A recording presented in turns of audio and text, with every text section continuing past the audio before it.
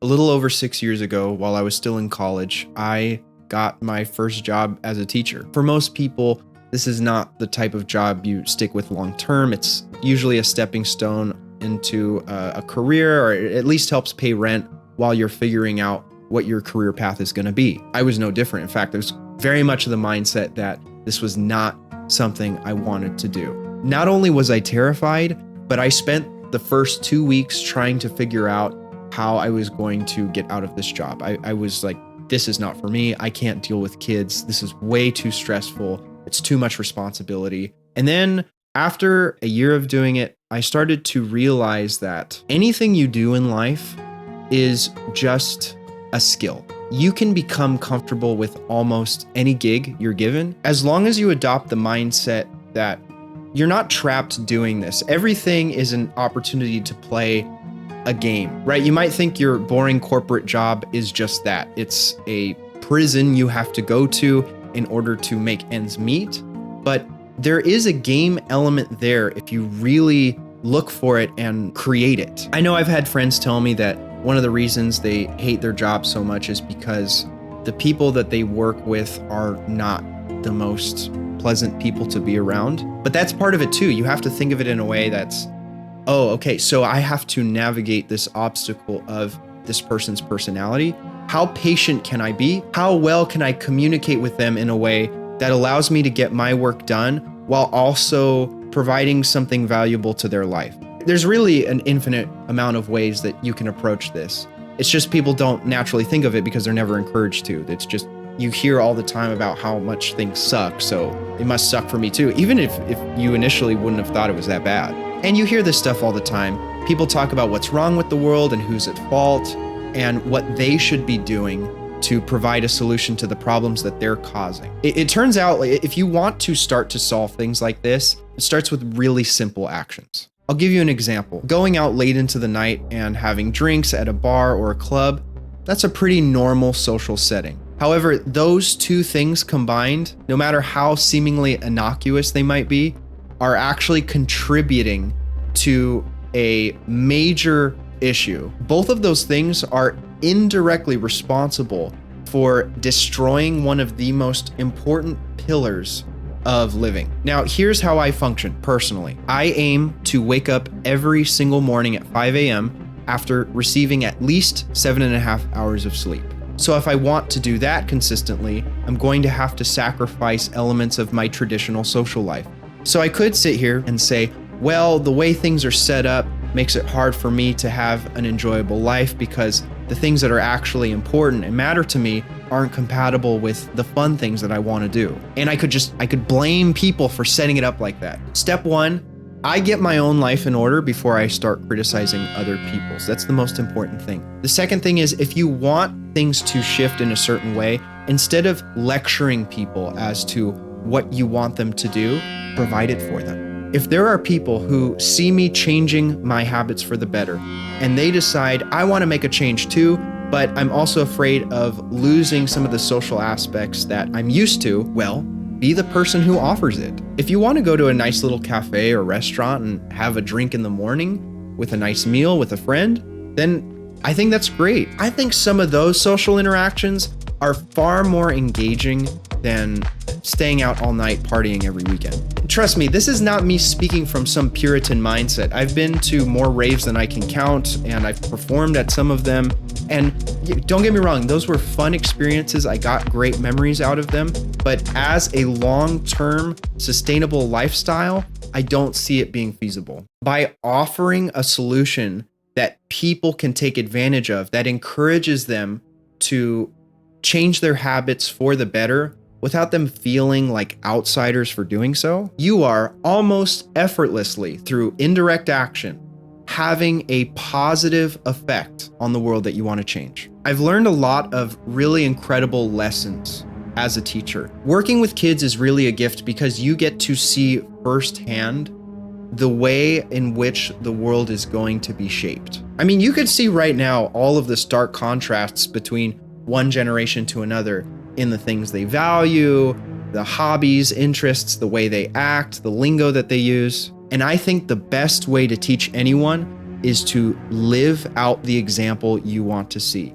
It is not enough for me to sit here and lecture you about how 8 hours of sleep is good for you if I am not getting it, if it is not my top priority. And I'll tell you right now, it has substantially changed my perspective.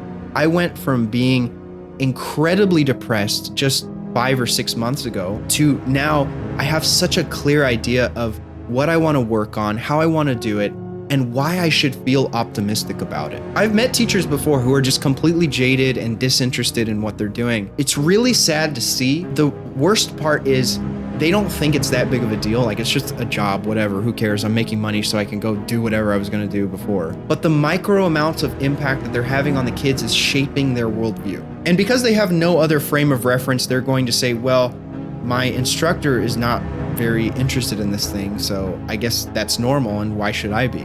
It is my responsibility as an instructor to model my lifestyle in a way that presents life as being a decent thing to be a part of.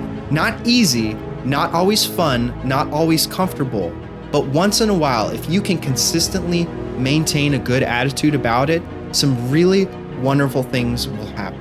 When I don't take care of myself and live specifically for short-term gratification, I will pay the price mentally and physically down the line. I will perpetuate my personal chaos onto the youth, and they will believe this is the way of things written in stone. The world appears in a negative light because people have not taken care of it, which reverts back to each other, which reverts back to themselves. The reality that I want to emphasize is that it is a malleable sandbox, not limitlessly, not from just you, but it can be changed. Everyone must believe that their small part adds up to the bigger picture and really matters. Just a week ago, I finished teaching a medieval-themed summer camp where the kids constructed their own swords made from PVC pipe and foam. It reminded me of a very special memory I had as a kid, where my dad took me to a Star Wars event. There were dozens of other kids there, and they gave us foam lightsabers that we could play fight with. That right there is one of the core memories of my childhood, one of the best experiences I will hold on to for the rest of my life. Even though I was only probably 8 years old at the time, I felt like I had some level of agency, some level of control, and I could affect what was happening through my actions. I had one student who was a bit shy and timid, but very sweet and kind. But not only that, very capable. And I think we misconstrue these qualities sometimes. We think, oh, you have to be brutal to make it in this world. You have to show no mercy, which, I mean, I guess that's true in certain contexts. But to me, there is nothing more admirable than seeing someone who is not only tough and capable, but kind and patient. So if I, as an instructor, can recognize signs of those qualities in my students, I think it's important to encourage that pathway to say, look, I think the thing that you did for that other student was really admirable, and I just want to recognize and applaud you for it. I think at the end of the day, I just want to recapture that moment that I felt at that event that my dad took me to. Like, I want each of my students to feel like they are the hero in this story, and they really can make a difference. It's not all set in stone. Like, you didn't come into a world where things are just the way they are and it's never going to get better, and you might as well just enjoy every fleeting moment while you have it. I think you can make a difference, and it starts with your actions and what you do for yourself and how you provide that to other people, rather than wagging your finger at everyone for what they're already doing. You know, there's a lot of people out there who win because they have charisma, they're attractive, they have an uncompromising personality. But to me, it's so much more meaningful to go from that to being fierce and taking charge and initiative, taking the victory by their own accord. So what I want you to practice, and what I continue to practice, is going to work every day and not being reactive to the situation that I'm in. When I don't take care of my health, I go, oh man, everything sucks. Like, why am I here? Why is everything around me the way it is? Instead, I'm going to think about how I'm going to make my workplace be someplace that the kids and the other teachers want to be a part of. But it all has to be done through example. You can't just say it. You can't just wish it. You have to go out and act the life that you want to inspire other people to have. Try going above and beyond in your duties. Do everything with a level of flow and grace like it's a sport or a video game, I guarantee you, even if it's a menial task, that will feel so much more satisfying than trying to scrape by with the bare minimum. And most importantly, you're proving that individuals might change their perspective based on your example. If you're at all like me, and you wake up first thing in the morning, immediately dreading the day that is to come. Once you're up, you'll realize the only thing you were afraid of was the sound of your alarm clock. Everything else can be conquered or circumvented. And this is not a journey about self-improvement or a quest to show off to others how enlightened you are. You, ironically, will never achieve those things if that's your goal. Can I, in a big or small way, be the cause of a moment of relief in someone else's day?